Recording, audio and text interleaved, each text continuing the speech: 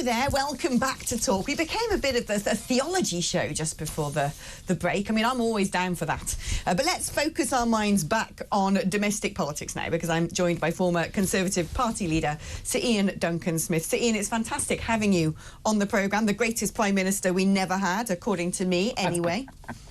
I say it every time I have you on my show. I really do wish that you had led this country. I do. I think we'd be in a much better place, but unfortunately, we're in a worse place because we've got a Labour government. But it seems to me, Rachel Reeves, who was warning doom and gloom and Starmer and... What else was Starmer? Well, I want to say Sturm and Drang then. I was going to try and riff on Starmer and Drang. It doesn't work. Anyway, his apocalyptic visions for the budget, well, they might be able to loosen up a bit, because apparently there's a £10 billion windfall as a result of a complex Bank of England policy.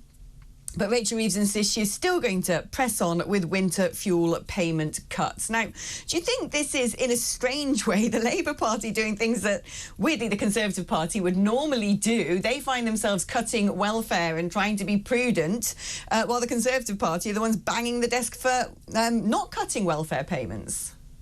Well, two things very quickly. I think the reporting of this has lost track of what this is really all about.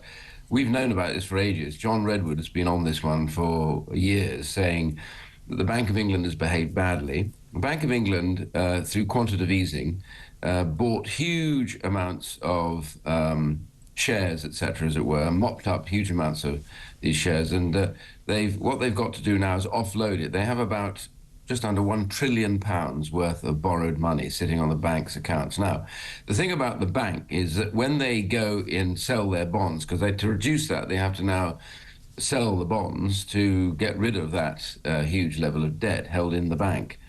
The problem is right now that when they do that, and they will do it at a loss, because the only way they can discharge them is to sell them below the market, and the market then drops their bonds, which is one of the causes of the crash under Liz Truss, critically, was that the bank was selling bonds at cheaper prices, so everybody was dumping their bonds and buying the cheaper bonds, and so that drove the market down. But when they make a loss, and they will make a loss on the sale of the bonds because they bought very high prices, they're now selling them cheaper, that loss is borne by the taxpayer.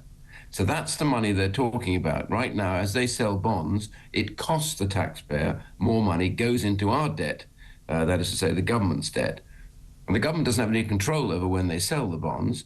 And so there's a huge amount of potential money about to be lost to the Exchequer. But if they don't sell the bonds to the market, that's the money they're talking about in the next tranche. Not selling that would yield about £10 billion of saving to the Exchequer. So it's hugely to do with the bank not bearing any responsibility for the losses on the bonds that they bought and the ridiculous amount of quantitative easing we did, which many said was far too late and drove actually inflation upwards. So sorry, I didn't explain. That's what they're talking about.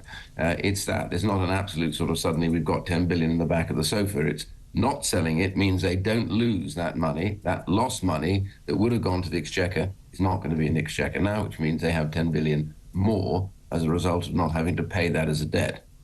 I mean, the conversation around what we should expect in the forthcoming budget has hardly been awe-inspiring. I think, if anything, it's going to be driving wealth and capital out of the country and diminishing confidence in investing in UK PLC. Do you believe in the £22 billion black hole that exists, that apparently they've got to plug with various purported extreme measures of which we currently know little about?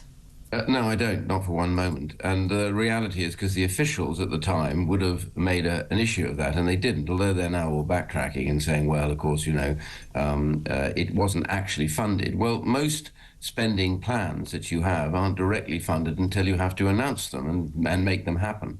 So this was a notional black hole because it wasn't made clear how they would do that at the time to do with spending commitments. But those spending commitments would have had to have matched that. So it's a black hole that's been conjured out of nowhere and doesn't exist. What it does do, however, is give the Labour Party a tactical idea to say, well, we've got to fill that hole. And that gives them an excuse to raise taxes. They were going to raise taxes all the way along. All this nonsense about them going for growth. They were always going to increase spending. So they've now done huge settlements on the doctors, on the train drivers, all these others, all queuing up for more money. And the Labour Party has now obviously done some private deal with them to get this done, got it out of the way. So that's cost money. So that's really where the black hole's coming from now, is the expenditure they've already engaged in and more expenditure they plan to make as well. But they've tried to make it up to be a conservative black hole. Truth was, it wasn't a conservative black hole. It's one that they're making for themselves, which is the reason why they've gone and stupidly cut the winter fuel payment, which was an unnecessary device. Pensioners are the most vulnerable people in the UK because they don't have the ability to change their income or go back into work in many cases, so they're stuck with what they get. And if you take that away from them, unlike the working population, what actually happens is they get poorer. Yeah, I always find the sort of strange mantra of no taxes on working people quite ridiculous, because how do you tax money that it isn't being earned or hasn't been earned at some point in its history?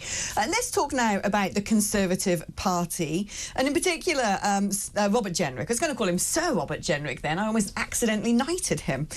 He's talking about English identity being under threat due to immigration. Now, it's quite clear that a lot of people extremely concerned about immigration, have been for a very long time, and that a Conservative government for 14 years, despite talking tough, seemed to do exactly the opposite.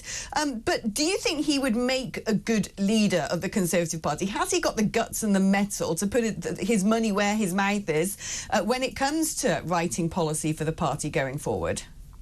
I do. I think he's highly intelligent. I think he's assiduous. I think he thinks carefully about what he wants to say before he says it. So I think he has the attributes. But then so does Kemi Badenoch and one or two of the others as well. My main point is, I think when you pick a leader of the opposition, unlike picking a prime minister, you need to look for development in them. You need to look at somebody and say, will they be just as they are now in 2 years, or will they have grown into the job? Will they have found their feet more? Will they command an audience? You're trying to look at somebody and see ahead where they will develop. And I think that's important in opposition, because we're going to have 5 years, or certainly up to 5 years, in opposition, like it or not. And that means, therefore, we've got time to develop somebody and to get them right so that they actually become a rallying point for people who are disaffected. Okay, which one is the most delectable prospect, according to you? Well, I haven't declared for anybody, and I'm not planning to declare for anybody for a little while. I want to see more about what they are like.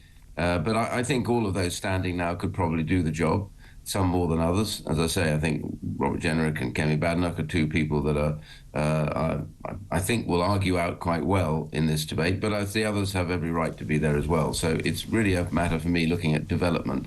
Who will be the grown person in a year to 2 years' time that will give the Labour Party, who is already, it seems, on the back foot, which is unusual for an elected government, give them a really hard time and represent the public who've had enough, really, on migration, on taxation, and on being constantly told that the UK is a miserable place to live in, which the Labour Party seems to be doing at the moment. And God knows why they wanted to be elected if they think it's such a bad place. It does feel a bit miserable, I'll tell you that much. Before I let you go very briefly, because I've got to get on to an advert break, I just want to ask you about David Lamy. Does he put the fear of God into you as Foreign Secretary? Well, he does, really, because I think he doesn't seem to understand what his job's all about. For example, we've had a go at him about China and about slave labour. He seems incapable to comment on it. A particular individual under arrest in solitary confinement in the UAE, he goes over there. It turns out he didn't raise this case. A British citizen illegally arrested on trumped-up charges. He doesn't seem to mention that to anybody when he's over there, whereas at least his predecessor, Cameron, raised it directly with the UAE. All these totalitarian states that exist around the Gulf, I'm very worried that if he goes there just constantly smiling at them and backslapping them and trying to be nice to them, we'll lose any purchase that we have in terms of human rights. And it's really important that we stand up for those who are being persecuted. China has slave labor going on. It has persecuted. It has organ transplant. Literally, they will kill, execute people and take their organs and sell them. This is what's going on in a country like that, where they persecute people. So we want a powerful foreign secretary that's prepared to stand up for British rights, for British citizens, and represent his country well. And I hope he develops into that, but I have my concerns.